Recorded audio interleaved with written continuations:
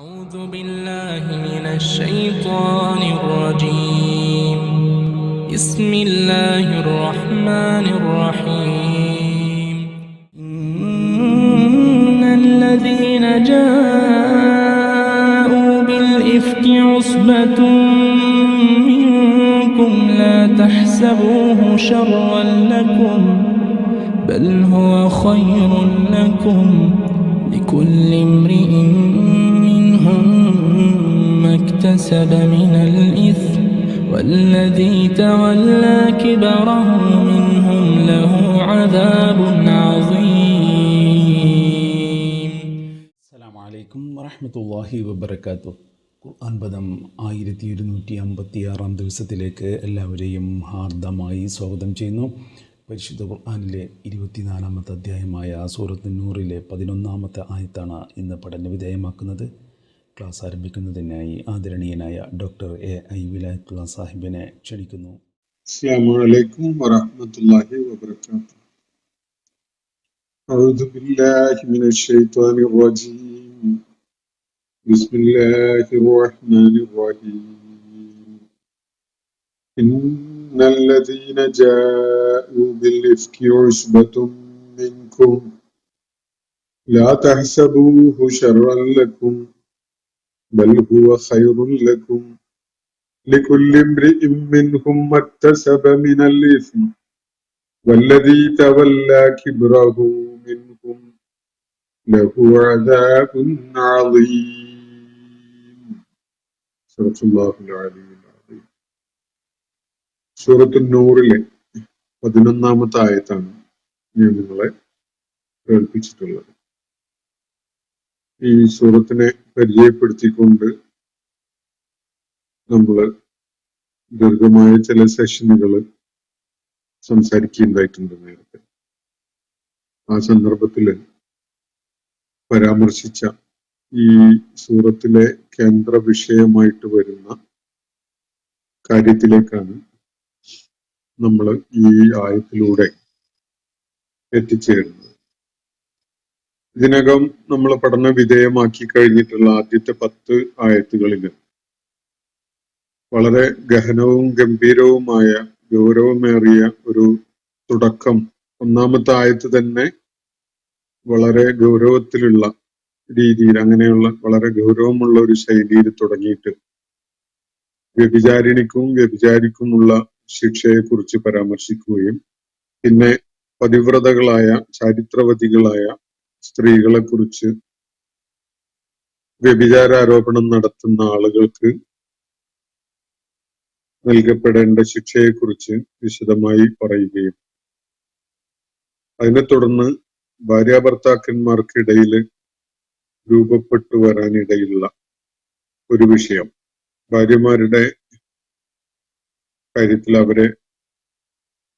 അവരുടെ മേൽ വ്യഭിചാരാരോപണം നടത്തുന്ന ഭർത്താക്കന്മാരുമായി ബന്ധപ്പെട്ടുകൊണ്ടുള്ള നിർദ്ദേശങ്ങൾ, ഇങ്ങനെയുള്ള കാര്യങ്ങളാണ് ഈ സൂറത്തിന്റെ ആദ്യത്തെ 10 ആയത്തുകളിലായിട്ട് നമ്മൾ കാണുകയുണ്ടായത്. ഈ ഒരു പശ്ചാത്തലം സൃഷ്ടിച്ചുകൊണ്ട് വ്യഭിചാരത്തിന്റെ ഗൗരവം, അതെത്ര ഗൗരവതരമായ കുറ്റമാണ് എന്നത് ബോധ്യപ്പെടുത്തിക്കൊണ്ട്, അതുപോലെ വ്യഭിചാര ആരോപണം എത്ര ഗൗരവമുള്ള വിഷയമാണ് എന്നത് ബോധ്യപ്പെടുത്തിക്കൊണ്ട് ഈ 2 തെറ്റുകൾക്കും നൽകപ്പെടേണ്ട കടുത്ത ശിക്ഷയെക്കുറിച്ചുള്ള പരാമർശങ്ങളൊക്കെ നടത്തിയിട്ടാണ് ഇവിടെ വിഷയത്തിലേക്ക് വരുന്നത്. നമ്മൾ ഈ സൂറത്തിന്റെ തുടക്കത്തില്, പഠനം തുടങ്ങിയ ആ ഘട്ടത്തില് ഇതിന്റെ പശ്ചാത്തലം വിവരിച്ചപ്പോ നമ്മൾ കാണുകയുണ്ടായി, അഹ്സാബ് യുദ്ധത്തിനെ തുടർന്നുള്ള ഘട്ടത്തില് ബനുൽ മുസ്തലിഖ് ഗോത്രത്തിനെതിരെ നബി സല്ലല്ലാഹു അലൈഹി വസല്ലം നടത്തിയ ഒരു സൈനിക നടപടി, ആ സൈനിക നടപടി കഴിഞ്ഞ് അവര് മദീനയിലേക്ക് മടങ്ങുന്നതിനിടക്കാണ് ചില സംഭവങ്ങളൊക്കെ ഉണ്ടായി വരുന്നത്. വെള്ളം എടുക്കുന്ന സംബന്ധമായുള്ള ഒരു വിഷയത്തില് ഒരു തർക്കവും ചണ്ടയും ഒക്കെ ഉണ്ടായി വന്നത് അൻസാറുകൾക്കും മുഹാജിറുകൾക്കും ഇടയിലൊരു ചേരിതിരിവുണ്ടാവുന്ന അതിന്റെ ചില ലക്ഷണങ്ങളൊക്കെ കാണുവാൻ അവസരമുണ്ടായി. അത് പെരുപ്പിച്ച് ഒരു വലിയ സങ്കീർണ പ്രശ്നമാക്കി മാറ്റാൻ മുനാഫിക്കുകൾ പരിശ്രമിക്കുന്നത് നമ്മൾ കണ്ടു. അതിനെ തുടർന്ന് യാത്രക്കിടയിൽ ഒരിടത്ത് അന്തി ഉറങ്ങി നേരം പുലരുന്നതിന്റെ മുമ്പായി തന്നെ യാത്ര തുടരുന്ന ഒരു സംഭവം. ആ ഘട്ടത്തിലാണ് ആയിഷ റളിയല്ലാഹു അൻഹ ഈ നബി സല്ലല്ലാഹു അലൈഹി വസല്ലമയുടെയും സംഘത്തിന്റെയും കയ്യിൽ നിന്ന് അവരുടെ കൂട്ടം തെറ്റിപ്പോകുന്നത്. അവര് നഷ്ടപ്പെട്ടു പോയ മാല തെരഞ്ഞു പോയതായിരുന്നു. വെളിക്കിരിക്കാൻ പോയി തിരിച്ചു വരുന്നതിനിടക്ക് മാല നഷ്ടപ്പെട്ട കാര്യം അറിഞ്ഞ് അത് കണ്ടെത്താൻ വേണ്ടി തിരികെ അത് തെരഞ്ഞു നടക്കുന്നതിനിടയിലാണ് ഒട്ടകക്കട്ടിലില് ആയിഷ റളിയല്ലാഹു അൻഹ ഉണ്ട് എന്ന കണക്കുകൂട്ടലിന് ഒട്ടകപ്പുറത്ത് അത് എടുത്തു വെച്ചിട്ട് യാത്രാ സംഘം മദീനയിലേക്ക് പോകുന്നത്. ഇങ്ങനെ വഴിയിൽ വെച്ചാണ് ആയിഷ റളിയല്ലാഹു അൻഹ തിരികെ എത്തി, മാലയുമായി തിരിച്ചെത്തി അവർ ക്യാമ്പ് ചെയ്തിരുന്ന സ്ഥലത്ത് എത്തിയപ്പോഴാണ് ഇവര് പുറപ്പെട്ടു കഴിഞ്ഞ കാര്യം മനസ്സിലാക്കാൻ പറ്റിയത്. അങ്ങനെ പർദ്ദ അണിഞ്ഞുകൊണ്ട് മേൽവസ്ത്രം കൊണ്ട് മൂടിയിട്ടുകൊണ്ട് വഴിയിലിരിക്കുകയായിരുന്നു ആയിഷ റളിയല്ലാഹു അൻഹ.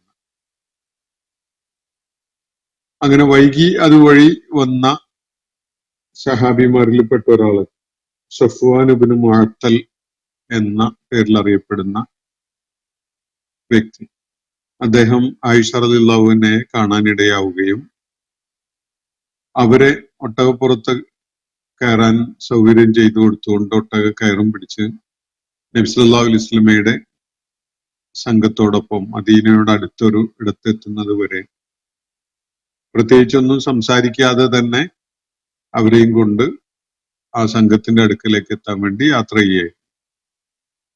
ഈ ഒരു സംഗതി വെച്ചുകൊണ്ട് അബ്ദുല്ലാഹിബ്നു ഉബയ്യ് എന്ന കപടവിശ്വാസികളുടെ നേതാവും അയാളെ പിന്തുണക്കുന്ന ആളുകളൊക്കെ ചേർന്ന് ഒരു കഥ മെനഞ്ഞുണ്ടാക്കി ഒരു ദുരാരോപണം നടത്തുകയും അതിന് വലിയ പ്രചാരണം കിട്ടുകയൊക്കെ ചെയ്യുന്ന ഒരു സംഗതിയാണ് സംഭവിക്കുന്നത്. ഈ ഒരു പശ്ചാത്തലത്തില് ഈ സംഭവത്തിലേക്ക് വെളിച്ചം വീശിക്കൊണ്ടുള്ള കാര്യങ്ങളാണ് നമ്മൾ ഇന്ന് വായിച്ചു വെച്ച സൂറത്തുൽ നൂറിലെ 11-ാമത്തെ ആയത്ത് മുതൽ 20-ാമത്തെ ആയത്ത് ഉൾപ്പെടെയുള്ള ഭാഗത്ത് പ്രതിപാദിക്കുന്നത്. അതില് ഈ സൂറത്തിന്റെ തുടക്കത്തിൽ അതിന് വേണ്ട ഒരു ഗൗരവമുള്ള പശ്ചാത്തലം, ചില വിധി നിർണയങ്ങളും നിയമ നിർദ്ദേശങ്ങളും ഒക്കെ വളരെ ഗൗരവമുള്ള ഭാഷയിൽ നൽകിക്കൊണ്ട് ഒരു പശ്ചാത്തലം ഒരുക്കിയതിന് ശേഷമാണ് ഈ വിഷയത്തിലേക്ക് അള്ളാഹു വരുന്നത് എന്നത് ശ്രദ്ധേയമായ ഒരു കാര്യമാണ്. നമുക്ക് ഈ ആയത്തിലേക്ക് ശ്രദ്ധ ഫോക്കസ് ചെയ്യാം. ഇന്നല്ലദീന ജാഊ ബിൽ ഇഫ്കി ഉസ്ബത്തും മിൻകും, നിശ്ചയമായിട്ടും ഈ അപവാദം കെട്ടിച്ചമച്ച് കൊണ്ടുവന്നിരിക്കുന്നത് നിങ്ങളിൽ തന്നെ പെട്ട ഒരു സംഘമാണ്, ഒരു വിഭാഗമാണ്. ഇന്നല്ലദീന ജാഊ ബിൽ ഇഫ്കി ഉസ്ബത്തും മിൻകും. ഇഫ്ക് എന്ന് പറഞ്ഞാൽ വ്യാജം, കള്ളം, അപവാദം, അടിസ്ഥാനരഹിതമായ ഒരു സംസാരം എന്നൊക്കെയാണ് അതിന്റെ ഭാഷാപരമായ അർത്ഥം. ഇന്നല്ലദീന ജാഊ ബിൽ ഇഫ്കി, ഈ ഇഫ്കുമായി വന്നിട്ടുള്ള ആളുകൾ, സ്കാൻഡൽ എന്നാണ് ഇംഗ്ലീഷിൽ ഇതിന് പറയാം. അപവാദം, അടിസ്ഥാനരഹിതമായിട്ടുള്ള ദുരാരോപണം അല്ലെങ്കിൽ കള്ളം ഒക്കെ. അപ്പോ ഇഫ്കുമായി വന്നിട്ടുള്ള ഈ അപവാദം കെട്ടിച്ചമച്ചുണ്ടാക്കി കൊണ്ടുവന്നിട്ടുള്ള ആളുകൾ, ഈ ഒന്നാമത്തെ പ്രയോഗത്തിൽ തന്നെ അവിടെ എല്ലാവരും ശ്രദ്ധാപൂർവം കാത്തിരിക്കുകയായിരുന്ന അള്ളാഹുവിന്റെ ഒരു വെളിപ്പെടുത്തലും ഒരു വിധിയും ഒക്കെ ഉണ്ടാകുമെന്ന് പ്രതീക്ഷിച്ച് നിന്ന ആ വിഷയത്തിന്റെ ഏറ്റവും അടിത്തറ തന്നെ തകർക്കുന്ന വിധത്തിലുള്ള ഒരു ശൈലിയിലാണ് അള്ളാഹു പറഞ്ഞു തുടങ്ങുന്നത് തന്നെ. ആയിഷ റളിയല്ലാഹു അൻഹയും അതുപോലെ സഫ്വാൻ ഇബ്നു മുഅത്തലും ഒക്കെ അടങ്ങിയിട്ടുള്ള ആ സമൂഹത്തില് ആ പ്രചരിച്ചു വന്ന കഥ തീർത്തും അടിസ്ഥാനരഹിതമാണ് എന്ന കാര്യം ബോധ്യപ്പെടുത്തുന്ന വിധത്തിലാണ് ഇതിനെക്കുറിച്ചുള്ള പരാമർശം തന്നെ തുടങ്ങുന്നത്. അതുകൊണ്ടാണ് ഇഫ്ക് എന്ന വാക്ക് ഇവിടെ ഉപയോഗിച്ചതായിട്ട് നമുക്ക് കാണാൻ പറ്റുന്നത്.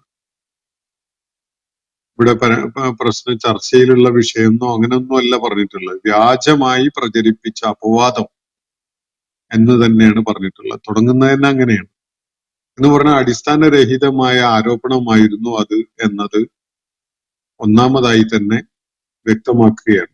ഇന്നല്ലദീന ജാഊ ബിൽ ഇഫ്കി, ഈ അപവാദം കെട്ടിച്ചമച്ചുണ്ടാക്കി വന്നവർ, അങ്ങനെ അത് പ്രചരിപ്പിച്ച ആളുകൾ, ഉസ്ബത്തും മിൻകും, നിങ്ങളിൽ തന്നെ പെട്ട ഒരു സംഘമാണ്, നിങ്ങളിൽ പെട്ട ഒരു പിടി ആളുകളാണ്, അല്ലെങ്കിൽ നിങ്ങളിൽപ്പെട്ട ഒരു ഗ്രൂപ്പാണ്, ഒരു വിഭാഗമാണ്. ലാ തഹ്സബൂഹു ശർറൻ ലക്കും, അത് നിങ്ങൾക്ക് ദ്രോഹകരമാണ് എന്ന് നിങ്ങൾ കരുതണ്ട. അങ്ങനെ ആരും ആലോചിച്ചിട്ടുണ്ടാവില്ല ആ ഘട്ടത്തിൽ. നബി സല്ലല്ലാഹു അലൈഹി വസല്ലമയും ആയിഷ റളിയല്ലാഹു അൻഹയും അവരുടെ ആയിഷ റളിയല്ലാഹു അൻഹയുടെ മാതാപിതാക്കൾ അബൂബക്കർ റളിയല്ലാഹു അൻഹുവും ഉമ്മു റുമാനും അങ്ങനെയുള്ള അതുപോലെ ഇവരുമായി ബന്ധപ്പെട്ട സകല ആളുകളും നബി സല്ലല്ലാഹു അലൈഹി വസല്ലമയെ എല്ലാ നിലക്കും പിന്തുണച്ചുകൊണ്ട് കൂടെ ഉണ്ടായിരുന്ന ആളുകളൊക്കെ വലിയ മനോവിഷമത്തിലായിരുന്നു ആ ഘട്ടത്തിൽ എന്നതിൽ യാതൊരു സംശയവുമില്ല. ഹദീസുകളുടെ വിവരണം വെളിപ്പെടുത്തുന്നത് അങ്ങനെയാണ്. എന്നാൽ അതിനെക്കുറിച്ച് അള്ളാഹു കൂടെ പറയുന്നത് ലാ തഹ്സബൂഹു ശർറൻ ലക്കും, അത് നിങ്ങൾക്ക് വലിയൊരു വിനയായി പോയി, ഒരു ദ്രോഹമായി പോയി എന്ന് നിങ്ങൾ കരുതേണ്ട. എന്ന് പറഞ്ഞാൽ ഇങ്ങനെ ഒരു സംഭവം അരങ്ങേറിയത്, ആയിഷ റളിയല്ലാഹു അൻഹയെ കുറിച്ചുള്ള വ്യാജമായ ഈ പ്രചാരണം ഉണ്ടായത്, അപവാദ പ്രചാരണം ഉണ്ടായത്, അങ്ങനെ ഒരു വ്യാജം ചമച്ച് ഒരു കൂട്ടര് പ്രചരിപ്പിച്ചു കളഞ്ഞത് വലിയ വിനയായി പോയി, ദ്രോഹകരമായി പോയി എന്ന് നിങ്ങൾ കരുതേണ്ട. ബൽ ഹുവ ഖൈറുൻ ലക്കും, അത് നിങ്ങൾക്ക് ഗുണകരമാണ്. അങ്ങനെ ഒരു സംഭവം ഉണ്ടായി എന്നത് നിങ്ങൾക്ക് പല നിലക്കും പ്രയോജനകരമാണ് എന്നാണ് അള്ളാഹു പറയുന്നത്. ഒന്നാമത്, അങ്ങനെ ഒരു വ്യാജാരോപണം ഉണ്ടായ പശ്ചാത്തലത്തിലാണ് അള്ളാഹു അത്തരം വിഷയങ്ങൾക്ക് ഇസ്ലാമികമായ വിധി എന്താണ് എന്നത് വെളിപ്പെടുത്തിക്കൊണ്ട് സൂറത്തുൻ നൂറിലെ ഏറ്റവും പ്രധാനപ്പെട്ട ആയത്തുകളൊക്കെയും അവതരിപ്പിക്കുന്നത്. അത് ദൈവികമായ മാർഗദർശനത്തിന്റെ ഏറ്റവും പ്രാധാന്യമുള്ള അനിവാര്യമായ ഒരു ഭാഗമാണ്. ആ തലത്തിലുള്ള ദൈവിക മാർഗദർശനം നമുക്ക് പകർന്നു കിട്ടാൻ സത്യവിശ്വാസികളുടെ സമൂഹത്തിന് അവരുടെ ധാർമ്മിക അടിത്തറ, അവരുടെ സദാചാരപരമായ സമൂഹത്തിന്റെ ഭദ്രത, കെട്ടുറപ്പ് ഒക്കെ ഉണ്ടാക്കുന്നതിന് ഉപകരിക്കുന്ന വിധത്തിലുള്ള നിയമനിർദ്ദേശങ്ങൾ അള്ളാഹു നൽകി എന്നത്, അതിന് കാരണമായത് ഈ അപവാദ പ്രചരണമാണ്. അത് തീർച്ചയായിട്ടും ഒരു ഗുണകരമായ, പ്രയോജനകരമായ ഒരു സംഗതിയാണ്. അതുവരെ ഇത്തരം കാര്യങ്ങളിൽ അള്ളാഹുവിന്റെ വിധി തീർപ്പ് വന്നിട്ടുണ്ടായിരുന്നില്ല. അപ്പൊ ഈ ഒരു സംഭവത്തിനെ തുടർന്നാണ് ഇത്തരം വിഷയങ്ങളുമായി ബന്ധപ്പെട്ടുകൊണ്ടുള്ള അള്ളാഹുവിന്റെ വിധി തീർപ്പുകൾ വരുന്നത് എന്നത് തീർച്ചയായിട്ടും ഹൈറാണ്, ഗുണകരമായതാണ് എന്നാണ് അള്ളാഹുവിടെ ചൂണ്ടിക്കാണിക്കുന്ന ഒരു കാര്യം.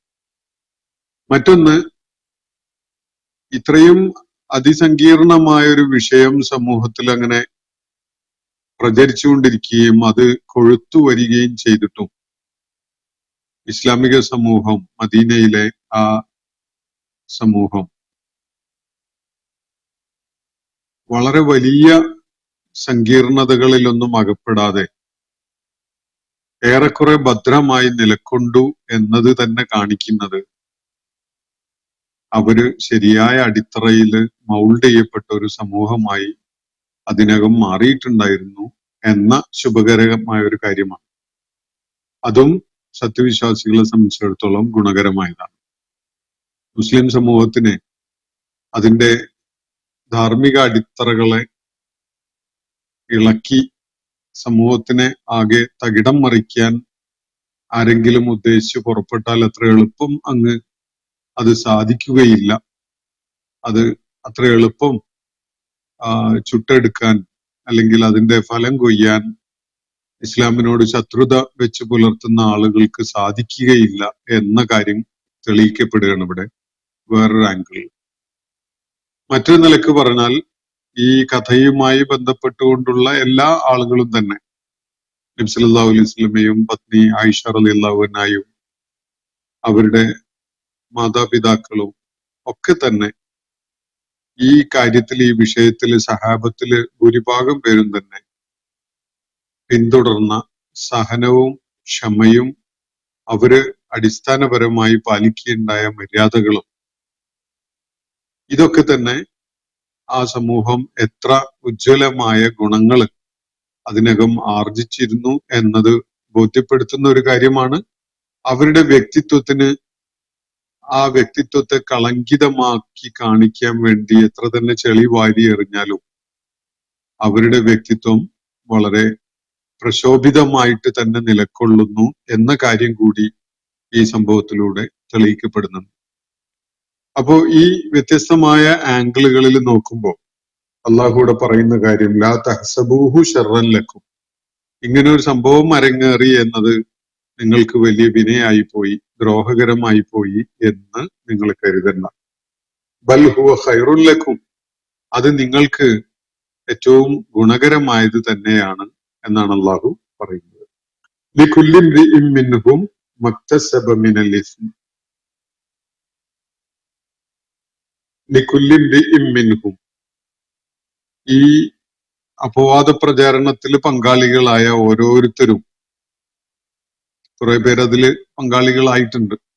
4-5 ആളുകളുടെ പേരുകള് ഹദീസുകളിൽ നിന്ന് നമുക്ക് മനസ്സിലാക്കാൻ സാധിക്കും. അപവാദ പ്രചരണത്തില് ഈ വ്യഭിചാരാരോപണം എന്ന ഒരു കടുത്ത തെറ്റ് ചെയ്തു എന്ന് ബോധ്യമായ ചില ആളുകൾ, അവരുടെ പേരുകൾ പരാമർശിക്കപ്പെടുന്നുണ്ട്. വേറെ കുറെ ആളുകൾ പേരുകൾ പരാമർശിക്കപ്പെടാത്ത വിധത്തില് ഹദീസുകളില് സൂചനയും ഉണ്ട്. അപ്പൊ അള്ളാഹു അത് സംബന്ധമായ വിധി ഇവിടെ നൽകുന്നത് ലികുല്ലി ഇംറിഇൻ മിൻഹും മക്തസബ മിനൽ ഇസ്മി, ഈ അപവാദ പ്രചാരണത്തിൽ പങ്കാളികളായ ഓരോരുത്തർക്കും എത്രത്തോളമാണോ അവർക്ക് അതിൽ പങ്കുള്ളത് അത്രത്തോളം അതിനുള്ള അവർക്ക് ആ കുറ്റം അവരുടെ മേലുണ്ട്. ഇസ്മിൽ പങ്കാളികളായി മാറിയിരിക്കുകയാണ്. അതില് ആരൊക്കെ എത്രത്തോളം പങ്കുകൊണ്ടുവോ അയാള് അത്രത്തോളം പാപം പേറിയവനായി മാറിയിരിക്കുന്നു എന്നാണ് അള്ളാഹുവിടെ പറയുന്നത്. ചിലർക്ക് വളരെ ഭാഗികമായി സാന്ദർഭികമായി ഒക്കെ എന്തെങ്കിലുമൊക്കെ പറഞ്ഞു പോയതേ ഉണ്ടാവുള്ളൂ. ചിലര് ബോധപൂർവം ചമച്ചുണ്ടാക്കി കഥ സമൂഹത്തിൽ പ്രചരിപ്പിക്കുക തന്നെ ഉണ്ടായിട്ടുണ്ട്. ഉദ്ദേശപൂർവം ഫിത്ന ഉണ്ടാക്കാൻ ഉദ്ദേശിച്ചുകൊണ്ട് തന്നെ. വേറെ ചിലര് അതിനുള്ള ഇൻസ്ട്രുമെന്റ്സ് ആയി മാറിയിട്ടൊക്കെ ഉണ്ടാവും. ഇങ്ങനെയൊക്കെയാണുള്ളത്. അപ്പൊ ഈ വിഷയത്തില് ആരൊക്കെ എത്രത്തോളം പങ്കാളികളായോ അത്രത്തോളമാണ് അവരതിന്റെ പാപം പേറുന്നത് എന്നാണ് അള്ളാഹുവിടെ പറയുന്നത്. ഒരാൾ ചെയ്ത പാപം മറ്റൊരാൾ പേറേണ്ടി വരില്ല. ഓരോരുത്തർക്കും എത്രത്തോളമാണോ പാപത്തിൽ പങ്കുള്ളത് അത്രത്തോളമാണ് അതിന്റെ പാപം അതിന്റെ കുറ്റം പേറിയിരിക്കുന്നത് എന്നാണ് ഇവിടെ വ്യക്തമാക്കപ്പെടുന്നത്. ലികുല്ലി ഇംറിഇൻ മിൻഹും മക്തസബ മിനൽ ഇസ്മു എന്ന്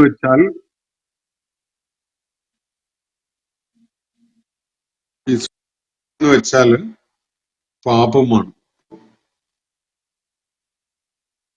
ഈ കുറ്റകരമായ കാര്യം ഓരോരുത്തരും എത്രത്തോളം അളവിലാണോ ചെയ്തിട്ടുള്ളത് അവർക്ക് അതിൽ പാപത്തിൽ പങ്കുള്ളത് എന്നാണ് അള്ളാഹുവിടെ പറയുന്നത്. എന്ന് പറഞ്ഞാൽ കുറെ പേർക്ക് ഈ ഇസ്മ പങ്കുള്ളവരായി മാറിയിട്ടുണ്ട്. ശ്രദ്ധയോ സൂക്ഷ്മതയോ ഇല്ലാതെ അതിൽ ചെന്ന് പെട്ടവരുണ്ട്. ചിലർ ഉദ്ദേശപൂർവം ആ പാപം ചുമക്കുന്നവരായിക്കൊണ്ട് തന്നെ രംഗത്ത് വന്നവരുണ്ട്. ചിലർ വളരെ മോശം ഉദ്ദേശത്തോടു കൂടി തന്നെയാണ് അതിൽ പങ്കാളികളായിട്ടുള്ളത്. നബി സല്ലല്ലാഹു അലൈഹി വസല്ലമയെയും അദ്ദേഹത്തിന്റെ കുടുംബത്തെയും കഠിനമായി വേദനിപ്പിക്കുക എന്ന ഉദ്ദേശിച്ചുകൊണ്ട് തന്നെ അങ്ങനെ ഈ പാപകൃത്യത്തിൽ പങ്കാളികളായ ആളുകളൊക്കെ അതിലുണ്ട്. എന്നിട്ട് അള്ളാഹു പറയുന്നത് വല്ലദീ തവല്ല കിബ്റഹു മിൻഹും, അതിന്റെ മുഖ്യ പങ്ക് ചുമതലയേറ്റ ആള്. ഒരാൾക്ക് അങ്ങനെ ഒരു റോളാണുള്ളത്. അയാളാണ് അതിന്റെ സൂത്രധാരകൻ. അയാളാണ് അങ്ങനെ ഒരു കഥ മെനഞ്ഞ് അങ്ങ് എറിഞ്ഞത് സമൂഹത്തിലേക്ക്. അങ്ങനെ സമൂഹത്തിലേക്ക് അങ്ങ് എടുത്ത് എറിഞ്ഞപ്പോഴാണ് പലരും അത് ഏറ്റുപിടിക്കുന്ന ഒരു സാഹചര്യം ഉണ്ടായത്. അതിനു മുമ്പ് വളരെ യഥാർത്ഥത്തിൽ സഫ്വാൻ ഇബ്നു മുഅത്തലിനെ നബി സല്ലല്ലാഹു അലൈഹി വസല്ലമയുടെ പത്നി വഴിയിലായി പോയപ്പോ അവരെ ആ ഒറ്റപ്പെട്ടു നിൽക്കുന്ന അവസ്ഥയിൽ നിന്ന് രക്ഷപ്പെടുത്തി കൊണ്ടുവന്നു എന്ന ഒരു നന്മ ചെയ്ത ഒരാളാണ് അദ്ദേഹം. യാത്രയുടെ പ്രവചനാതീതമായ അത്തരം സന്ദർഭങ്ങളിലും അവസരങ്ങളിലും ഒക്കെ അങ്ങനെയുള്ള ചില സഹായങ്ങൾ വേണ്ടിവരും. അവിടെ തന്റെ കൂടെ താൻ കൂട്ടിക്കൊണ്ടുപോകാൻ പാടില്ലാത്ത ഒരു വ്യക്തിയാണല്ലോ എന്ന് നോക്കി നിൽക്കാൻ കഴിയുന്ന അവസരം ആയിക്കൊള്ളുന്നില്ല. തനിക്ക് അങ്ങനെ ഒരു ചുമതല ഏറ്റെടുത്ത് കൂടെ കൊണ്ടുപോകേണ്ട ഒരാളല്ലല്ലോ എന്ന ഫിഖഹിന്റെ ഭാഷയിലൊന്നും എല്ലായ്പ്പോഴും അത് ആ കാര്യത്തിൽ നോക്കി കാണാൻ കഴിഞ്ഞോളുന്നില്ല. പ്രതിസന്ധി ഘട്ടങ്ങളിൽ ആ സന്ദർഭത്തിന്റെ ആവശ്യം പരിഗണിച്ചുകൊണ്ട് നമ്മൾ കാര്യങ്ങൾ വിലയിരുത്തിക്കൊണ്ടാണ് കാര്യങ്ങൾ ചെയ്യേണ്ടി വരിക. സഫ്വാൻ ഇബ്നു മുഅത്തൽ ചെയ്തത് വളരെ നിഷ്കളങ്കമായി അത്തരം ഒരു സേവനമാണ് എന്നതിൽ യാതൊരു സംശയവുമില്ല. പക്ഷെ അവര് മദീനയുടെ അടുത്ത് നബി സല്ലല്ലാഹു അലൈഹി വസല്ലമയുടെ സംഘമുള്ള സ്ഥലത്തേക്ക് എത്തിയപ്പോഴേക്ക് അബ്ദുല്ലാഹി ഇബ്നു ഉബയ്യ് ചെയ്തൊരു പണി ഉടനെ തന്നെ ഒരു ആരോപണം എടുത്തെറിയുകയാണ്. അള്ളാഹുവിന്റെ പ്രവാചകന്റെ പത്നി ഇന്നലെ രാത്രി മറ്റൊരുവന്റെ കൂടെ അന്തി ഉറങ്ങുകയും എന്നിട്ട് ഇപ്പോ നിർലജ്ജം അവനതാ അവളെയും കൊണ്ട് വന്നിരിക്കുന്നു പരസ്യമായിട്ട് എന്ന വിധത്തിൽ വിളിച്ചു പറയുകയും ചെയ്യണം. ഈ ദുരാരോപണമാണ് ചിറക് വെച്ച് പറക്കാൻ തുടങ്ങിയത്.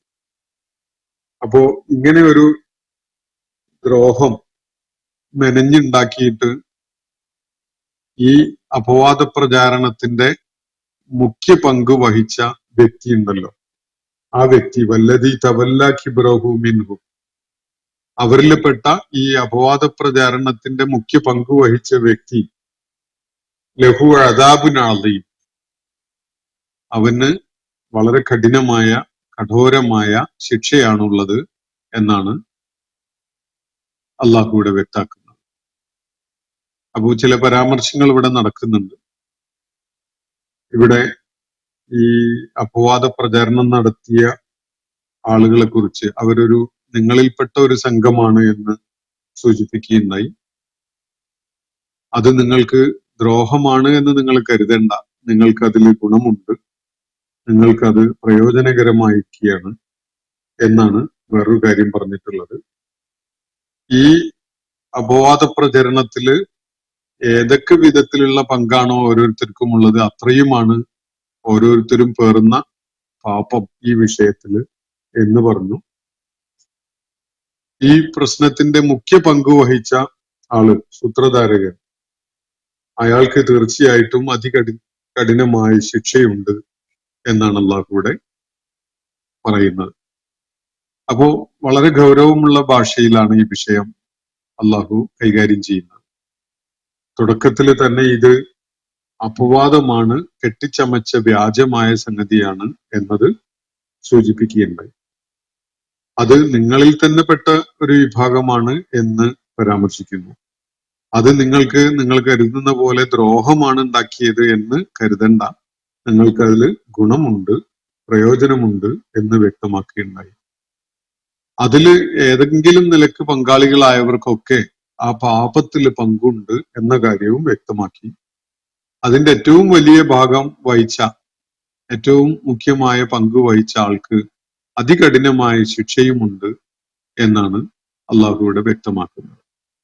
അപ്പോ ആയിഷ റളിയല്ലാഹു അൻഹയുമായി ബന്ധപ്പെട്ടുകൊണ്ട് ഉന്നയിക്കപ്പെട്ടിട്ടുള്ള ആരോപണമാണ് ഇവിടുത്തെ വിഷയം. എല്ലാവർക്കും അത് എളുപ്പത്തിൽ മനസ്സിലാക്കാൻ സാധിക്കും. ഇവിടെ ഇഫ്ക് എന്നത് ഒരു സംശയത്തിനും ഇടമില്ലാത്ത വിധത്തിൽ വ്യാജം, കള്ളം കെട്ടിച്ചമച്ച് പറയുന്ന ഒരു കാര്യത്തെയാണ് സൂചിപ്പിക്കുന്നത്. അപ്പോ ആയിഷ റളിയല്ലാഹു അൻഹ അങ്ങനെ ഒരു പ്രയോഗം നടത്തിയതിലൂടെ തന്നെ കുറ്റവിമുക്തയായി. ആ ആരോപണങ്ങളൊന്നും അവരെ ഏശുന്നതല്ല എന്നതും വ്യക്തമാക്കപ്പെട്ടു. തികച്ചും വ്യാജമാണ് എന്നത് വന്നു. ഈ ഇത് സംബന്ധമായിട്ട് തന്റെ അനുഭവം ആയിഷ റളിയല്ലാഹു അൻഹ നേരത്തെ പങ്കുവെച്ചത് നമ്മൾ വായിക്കുകയുണ്ടായിട്ടുണ്ട്, അല്ലെങ്കിൽ ഞാൻ നിങ്ങളെ കേൾപ്പിച്ചതാണ്. ഈ വ്യഭിചാര ആരോപണത്തിനെ തുടർന്നുണ്ടായ തനിക്ക് നേരിടേണ്ടി വന്ന സാഹചര്യവും അനുഭവങ്ങളും ഒക്കെ നമ്മൾ വിശദമായിട്ട് മനസ്സിലാക്കിയുണ്ടായതാണ്. അതിന്റെ ആയിഷ റളിയല്ലാഹു അൻഹ തുടർന്ന് നൽകുന്ന വിവരണങ്ങൾ ഇതുമായി ചേർത്ത് മനസ്സിലാക്കുന്നത് പ്രയോജനകരമായിരിക്കും. ആയിഷ റളിയല്ലാഹു അൻഹ തുടർന്ന് പറയുന്നത് എങ്ങനെയാണ്? നാട്ടിലൊരു മാസത്തോളം ഈ ആരോപണം അലയടിച്ച് അങ്ങനെ കൊഴുത്ത് പ്രചരിച്ചുകൊണ്ടിരിക്കുകയായിരുന്നു.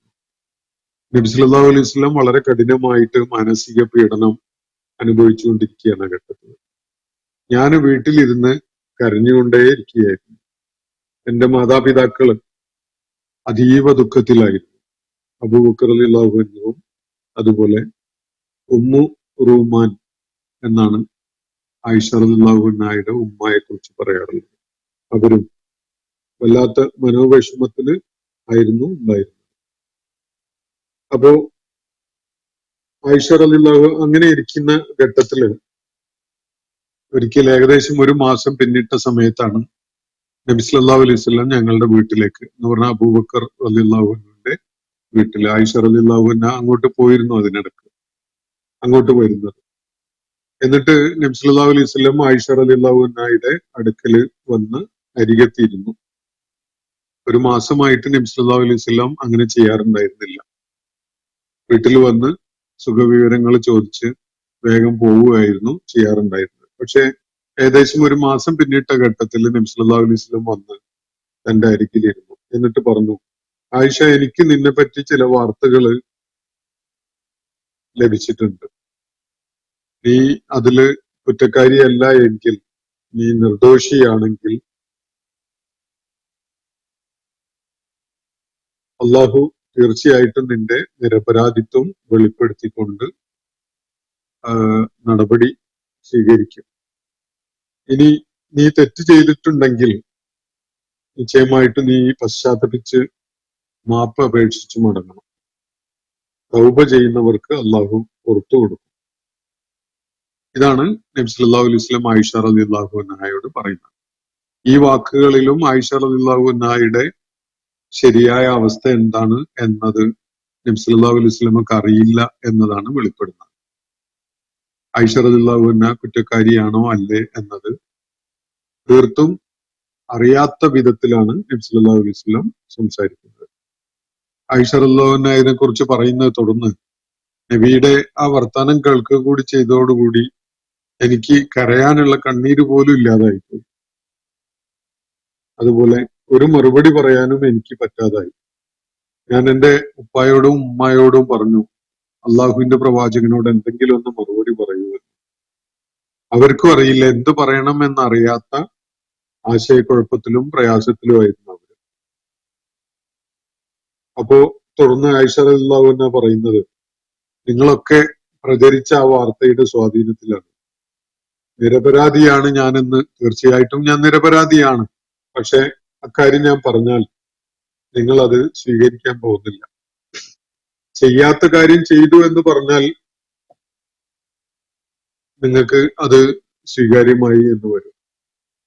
ഞാനിപ്പോ യൂസുഫ് അലൈഹിസ്സലാമിന്റെ പിതാവ് യാക്കൂബ് അലൈഹിസ്സലാം ഒരു ഘട്ടത്തില് ബിന്യാമിൻ മോഷണം നടത്തി എന്ന